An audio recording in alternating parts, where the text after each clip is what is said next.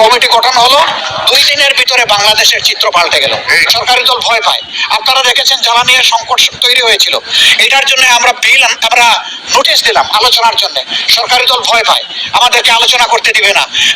আলোচনা করলে যদি আবার কিছু করতে গিয়ে সাপ বের হয়ে আসে, এই ভয়ে তারা আমাদেরকে কথা বলতে দিবে না। কমিটি গঠন হলো, 2 দিনের ভিতরে বাংলাদেশের চিত্র পাল্টে গেল।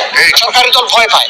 আপনারা দেখেছেন জ্বালানির সংকট তৈরি হয়েছিল, এটার জন্য আমরা নোটিশ দিলাম আলোচনার জন্য। সরকারি দল ভয় পায়, আমাদেরকে আলোচনা করতে দিবে না। আলোচনা করলে যদি আবার কিছু করতে গিয়ে সাপ বের হয়ে আসে, এই ভয়ে তারা আমাদেরকে কথা বলতে দিবে না। কমিটি গঠন হলো, 2 দিনের ভিতরে বাংলাদেশের চিত্র পাল্টে গেল। সরকারি দল ভয় পায়। আপনারা দেখেছেন জ্বালানির সংকট তৈরি হয়েছিল, এটার জন্য আমরা নোটিশ দিলাম আলোচনার জন্য। সরকারি দল ভয় পায়, আমাদেরকে আলোচনা করতে দিবে না।